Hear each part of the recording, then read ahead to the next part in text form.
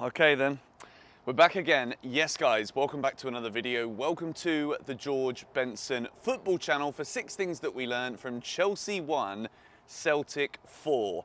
There wasn't any feasible opportunity after the match yesterday for me to record this video because we had to get straight from the game to the airport in Chicago to fly here to Atlanta, where I'm currently stood in the car park talking to you lot about what genuinely was one of the worst Chelsea performances that I've seen.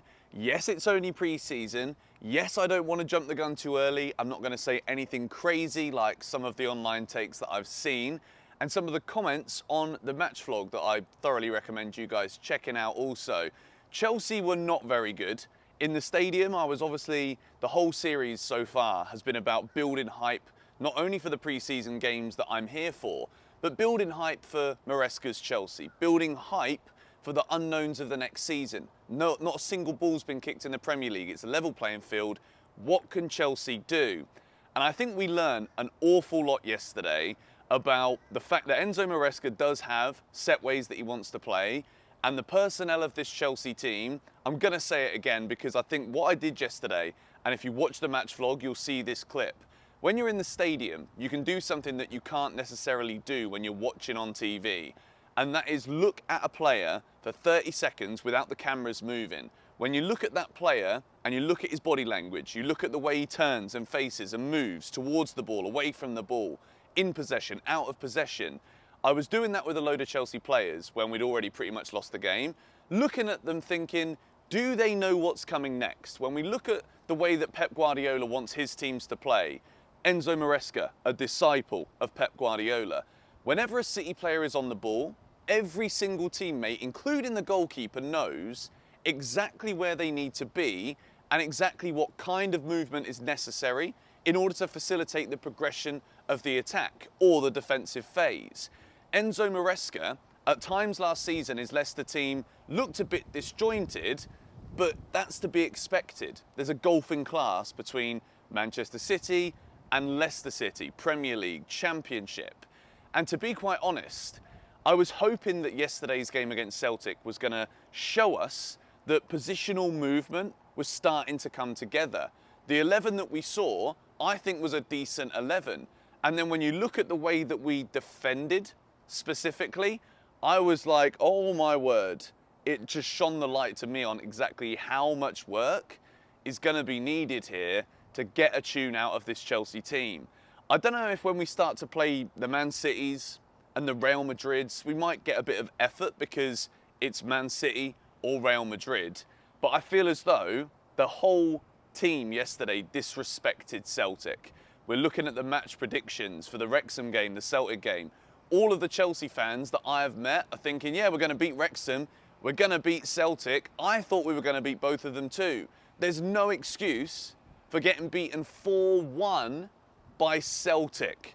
And I think, again, we're going to talk about the boxes from the match specifically because we learnt a lot yesterday from Chelsea and it isn't good.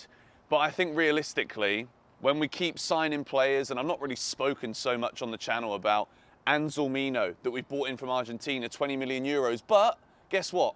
He won't be anywhere near the squad this season. Brilliant. We've also bought in Philip Jorgensen for 24.5 million euros, who might be competitive with Sanchez, who apparently is great with the ball at his feet. Yesterday, Sanchez made some unreal saves, but with the ball at his feet, my word, shocking, absolutely shocking. And I'm looking and hearing all of these stories coming out of Chelsea, and I'm like, we need some quality. And we're spending over 100 million again already, and we've literally bought Dewsbury Hall as like the main transfer signing. I'm concerned. I'm not going to lie to you. I know it's pre-season. I know it's early. I know it's about fitness. I'm literally here on this tour, on the ground. I'm seeing everything. I'm seeing the press conference for Wrexham. I'm seeing all of the games, and I'm literally sitting here worried at this point. Well, I'm actually stood here ironically now, but you know what I mean. Celtic were good. They looked sharp. They looked hungry. They've now beaten DC United, Man City, and Chelsea. There's another SPL title coming your way, but you probably already knew that already, Celtic fans, didn't you? We begin box number 1, and I want to make this clear here. I've given a red box to Mudryk, but I'm not going to say that Mudryk was the worst player, but he did the least. Mudryk yesterday just could not get into the game. This season, I think the first half of this season is the last chance that Mudryk will have at Chelsea. We spent a lot of money on him. Fans have been patient with him. There's been glimpses of brilliance. We had that wonderful goal that he scored against Newcastle. But I'm still trying to figure out what Mudryk can bring to this team. And when we look yesterday at his involvements, we're talking about pretty much nothing. The first half was a shambles. In the second half, I'd say, it arguably got worse. And I think the issue is when you can see Chelsea's defensive line is too high. And when you're looking at the way that the game is played, if my hands right now that you can see are the whole pitch. The game was being played yesterday here, and then the goals that went in were because Celtic managed to stretch behind. The Chelsea defence couldn't deal with it. And what we need to deal with, if that is the case, is having the wingers come back to protect them and to be able to make sure that Celtic can't use the width. Mudryk's defensive role is going to have to be more. This 3-2-4-1 formation that Maresca is currently using, when the players don't really know where to be moving when they don't have the ball, and even when they do, if that is the case, the basic fundamentals of football need to come into play. If we're struggling to understand the philosophy, that's one thing. But then if we keep getting done in behind and Celtic keeps stretching us wide, it's got to be up to the winger, if no one else is flipping doing it, to track back and protect the left back, protect the centre backs in this formation. Mudryk didn't do that, and he offered absolutely nothing going forward. So that is box number one. I expected more and got absolutely nothing. Box number two is another red box for movement, and this came from being in the stadium, looking at those players for those 20, 30-second windows, just to see what their bodies were doing. It's about to start raining. I'm going to keep trying to go through with this here. Atlanta seems to be more humid. The movement was non-existent from these Chelsea players yesterday. It was so poor. And it wasn't just the movement when we have the ball, looking at passing options. There was a clip that I got, and I'll put it in the video now. At the start of the second half, we started to release the ball quickly. When we look at Enzo Maresca's training videos, we're hearing 2 touches, too many touches. Noni was the example that I'll give, because we heard it with Mudryk. He wants the players to release the ball quickly. But in order to release the ball quickly, players have got to move around the guy that's got the ball. You have to give him an option. If there's going to be a passing lane that we break through to start an attack, who is the one making the movement in order to get into that attacking position? And this is the thing that we just did not see yesterday. Celtic, on the other hand, they were sharp. They were fast, they were moving around, they had runners in behind, and when they had runners in behind, what did the guy in the middle do? Watched the offside line and then ran in, and he literally had a tap in. It was embarrassing watching Chelsea defend yesterday. Box number 3, I've put the word lost, a little bit like the TV show, because as much as it is still early, as much as when you bring in a philosophy-based manager, things can take time. I have never seen a Chelsea team genuinely look so lost on a football field. Lost in the sense of like, what are we doing? Lost in the sense of, we're 2-0 down, we've lost the game, let's make it 3, let's allow it to be 4.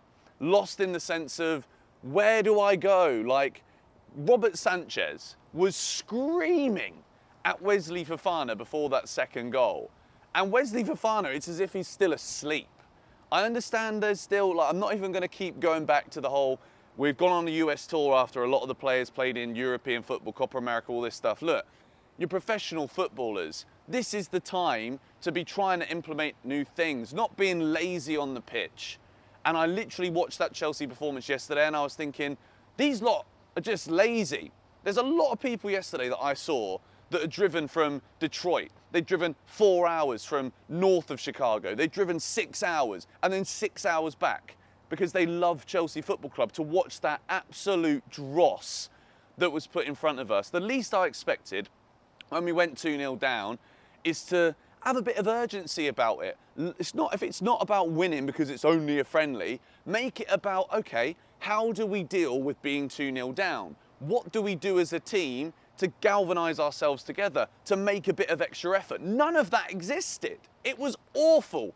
Box number 4 is a red for Benoit Badiashile. I find it an atrocity that Chelsea have their best centre-back, not even on the plane, but being the captain of the reserves, whilst Benoit Badiashile is still a Chelsea centre-back. I'm sorry, Benoit Badiashile had a brilliant first 6 months to his Chelsea career, and I don't know what happened, and I don't know, maybe he's going through something, but it's as if he's a different human being. And the first 3 letters of his surname are literally the explanation, the only explanation needed to explain how he plays for Chelsea. Bad, if you didn't do the maths there. It was awful yesterday. That centre-back pairing of Badiashile and Fofana, yes, they're both French. Yes, they should be able to communicate together, but it was non-existent. The defending yesterday was shocking, all across the back line. Reece James also, out of position, countless occasions when he's going into that midfield role. And again, it's the movement and looking lost when we're in a transition phase to know like, oh, I'm actually a right back, better go defend then. And then he just didn't do it. It was too late. Same with Badiashile, scrappy, swiping at the ball, doesn't look fit, and it's a big concern this for Chelsea. Box number 5, this is kind of a funny one. Robert Sanchez is a yellow. He's a yellow because I would have made it green, but then when I saw some of the distribution, the kicking, and then literally getting stuck on near the halfway line in the second half, I'm like, how can I possibly praise this guy when he's supposed to be good with the ball at his feet, playing out from the back, and then you literally see an audition for Chicken Run in the second half. It's mind-blowing. And guys, honestly, you've watched the channel, if you've watched the pre-season tour videos, the match vlogs, the reviews, the previews, all of the other travel content around it, I have tried to stay very optimistic here about Chelsea. But with Sanchez yesterday, credit to him in the first half, because if it wasn't for him, this could have literally been an embarrassment beyond my wildest comprehensive dreams. 4-1 against Celtic is still an embarrassment, but if it wasn't for Sanchez's saves in the first half, it would have been 7, 8, maybe even 9, which is mind-blowing. But distribution-wise, shocking. Box number 6 is a red because the signings, as much as I'm not going to sit here and say, criticise Mark Yu, who I actually genuinely, again, just so that you guys know, I am so excited about Mark Yu as a footballer for Chelsea Football Club. I think he runs. I think his movement is brilliant. He was one of the only players who shouldn't be in that red boxer movement. No service. Absolutely no service. If you've got a striker that's willing to get his back into people, get his elbows up, just get in the thick of it, you need a Fabregas-esque kind of player to be able to find him with a pass. Chelsea don't have anybody in that midfield yesterday in the first half or the second half that was willing or capable of finding a pass. Use the fact that your striker is willing to get involved, willing to not be stationary like a gnome, move around, work for the team, and find him, look for him.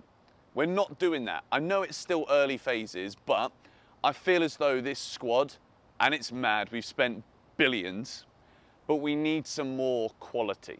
We need better signings. Mark Yu, delighted with him. Renato Vega, can't wait to see more of him. But we still need more. We're buying players for the future, and what I saw yesterday, for me to sit here and say, yeah, we're going to get top 4 this season, it'd be blasphemy. It would be a lie.